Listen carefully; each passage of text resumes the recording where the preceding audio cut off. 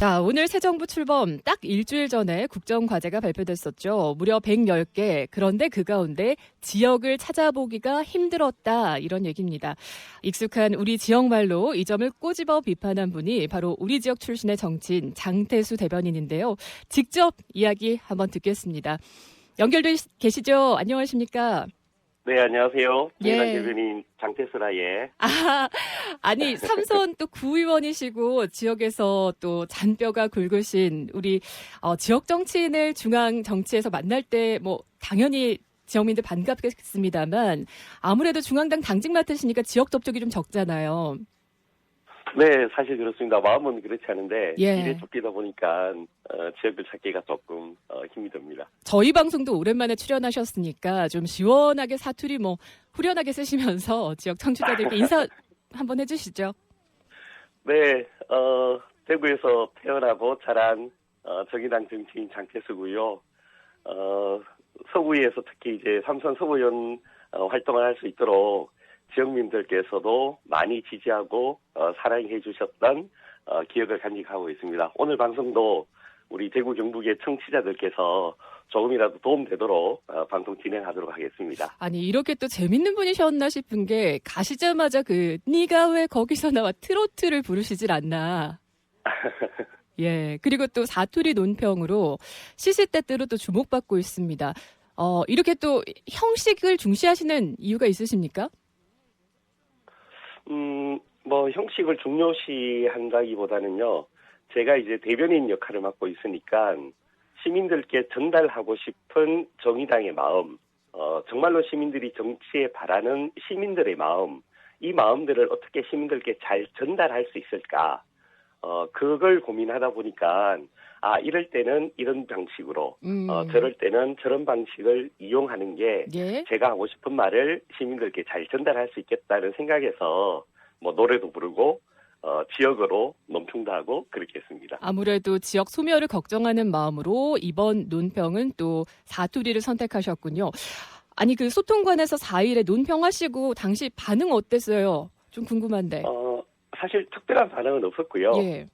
다만 이제 브리핑하고 나서 소통관에 계시는 기자분들이 대체로 이제 서울 지역에 계시는 분들이라서 이걸 제대로 알아들었을까? 이런 생각을 했었고요. 그 정도로 저희가 언어 그리고 차이가 이제 있을까요? 예. 그렇죠. 그리고 논평하고 나서 그 뒤에 만났던 기자분들께서 아주 재밌게 들었다는 말씀들을 많이들 하셨어요. 좀 궁금한 게 그 대변인들도 메모도 하시고 대본도 있을 텐데 그것도 다 사투리로 쓰신 거예요, 혹시? 그날 당시에 발표했었던 브리핑은 제가 일부러 지역으로 다 썼었고요. 예. 말씀하신 것처럼 이제 지역 소멸을 다들 말씀하시는데 이른바 이제 여의도 정치, 국회 정치에서 지역 소멸을 진중하게 고민하는 게 잘 안 보여서 좀 정말 지역을 관심 있게 보셔야 된다. 예. 이렇게 좀 항의도 하고 싶었고요. 예. 또 한편으로는 우리나라에 이제 표준어라는 게 있잖아요. 사실 한 나라의 언어 규범은 필요합니다만 표준어에 비해서 사투리를 마치 조금 열등한 언어인 것처럼 인식하는 것도 있거든요. 근데 이제 그것이 아니라 표준어는 뭐 중류층의 서울 사람들에서는 우리나라의 언어 규범이라면 우리가 이야기하는 사투리, 예. 사투리라는 것도 지역에서 삶을 사는 시민들이 역사성을 간직한 그냥 일상어다. 이런 말도 좀 전하고 싶었습니다. 그래서 일부러 사투리 논평을 해드렸습니다. 자, 이렇게 4일 소통관에서 사투리 논평을 하신 정의당 장태수 대변인과 인터뷰하고 있습니다. 바로 전날 인수위가 110대 국정과제를 발표했는데 지역 정책은 왜 빠졌다고 보세요? 저는 준비도 되지 않았었고 또 관심도 없었다고 봅니다. 앞서 논평에서도 있었지만 인수위원회 출범 곧이어서 지역 정책을 총괄하는 지역균형발전특별위원회가 발족했거든요. 예. 그러니까 시간이 없었던 점은 아닌데 윤석열 당선인이나 혹은 당선인 측과 일을 하는 분들께서 전체적으로 지역을 어떻게 준비할 것인가에 대한 준비가 전혀 안 되어 있었고요. 또 준비가 부족했더라면 사실은 인수위 활동 기간에 지역 의견을 수렴하면서 적시에 발표를 했었어야 하는데 상대적으로는 관심이 없었는 것 아니냐라는 의심을 하고 있습니다. 그 근거는 예. 또 하나의 근거는 네. 인수위 당시에 이제 지역 기자 한 분이 지역 공약은 언제 발표하냐 이렇게 인수위 물었었죠. 대변인한테 물었었는데 예. 그렇죠. 그런데 이 대변인 말씀이 중앙 공약 먼저 하고 지역 공약 다듬을 거다라고 하셨거든요. 그러니까 이미 그때부터 중앙 공약 우선 지역 공약 뒷전이라는 좀 인수위의 태도가 있지 않았었냐. 그런 만큼 지역은 좀 뒤로 밀렸던 게 아닌가. 그러다 보니까 이번에 국정목표와 과제를 발표할 때도 지역 공약은 제대로 준비가 되지 못했구나 하는 생각을 합니다. 왜 그 4월 12일이었습니다. 그 지역 순회하면서 윤석열 그 당선인 신분이었죠. 서문시장도 방문하고 지역 균형 발전 특위와 함께 지역 순방을 했었는데 왜 제대로 된 지역 정책을 그때 좀 살피지 않았나? 그리고 빠르게 반영되지 않았나? 이런 질문할 수밖에 없겠네요. 그렇습니다. 지역을 사실 이렇게 당선인 신분으로 방문하셨는데요. 사실 그 당시에도 언론에서도 많이 지적했습니다만 사실 지역 이야기를 듣고 또 말씀하러 가셨으면 예. 사실은 그 지역에 계시는 분들한테 이야기를 듣는 게 가장 중요한데 오히려 당선 측에서 말씀을 많이 하시고 또 하나는 지역의 기자들께서 우리 지역에 와서 어떤 이야기를 하실까 당연히 취재하고 싶어 하지 않겠습니까? 그렇죠. 그런데 당선인의 근접 취재를 가까이에서 취재하는 것을 지역 기자들은 막았어요. 동행 오히려 취재를 지방 순회 때 막았다고 하던데 그 말씀이시죠? 맞습니다. 오히려 서울에서 당선인 측과 같이 내려간 서울 중심의 기자들만 가까이에서 취재하도록 했거든요. 그런 점만 보더라도 지역을 다니긴 했지만 마음까지 내려간 것인가? 정말로 눈과 귀를 지역에 열고 계시는 건가?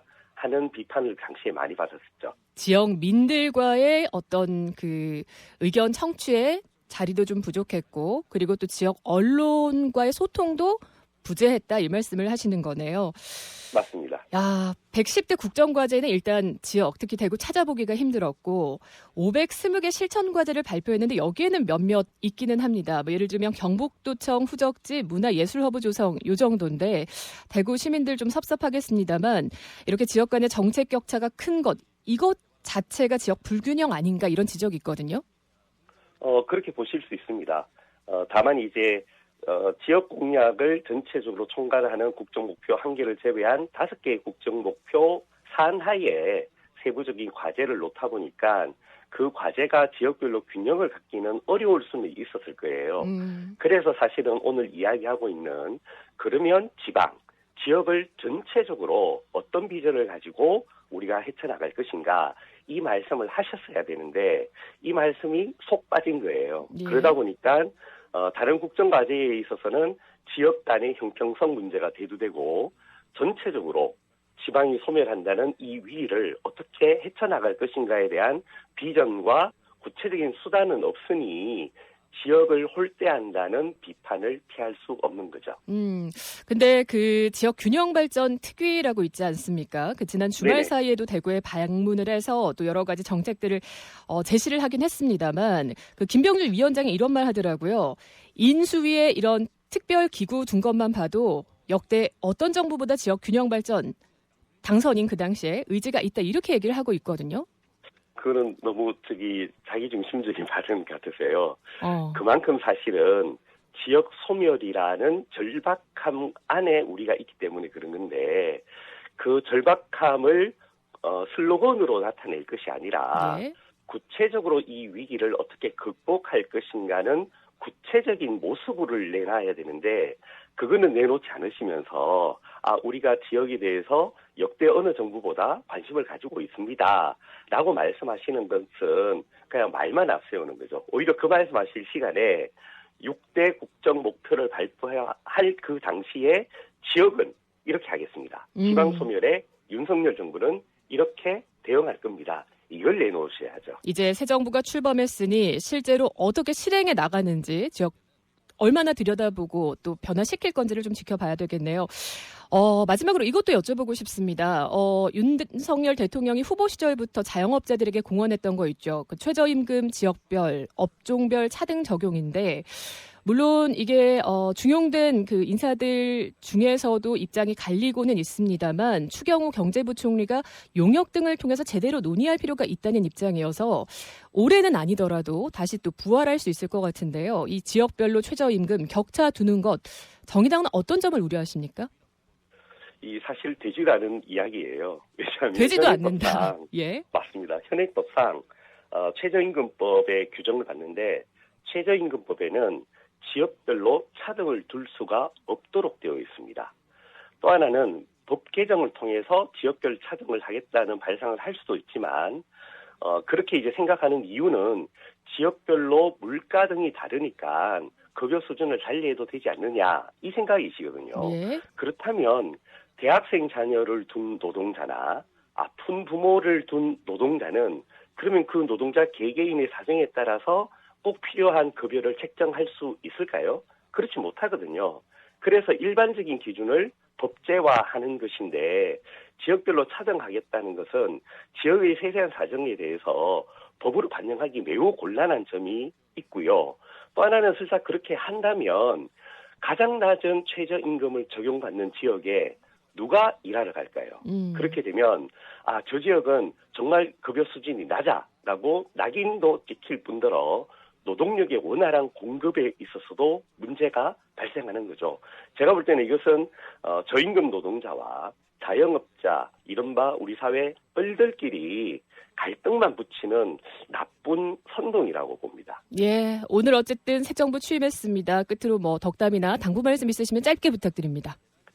네, 오늘 그 취임식 슬로건이 국민의 나라인데요. 말씀처럼 국민의 뜻에 따른 국정 운영을 당부드리겠습니다. 예, 정의당 장태수 대변인이셨습니다. 고맙습니다. 고맙습니다.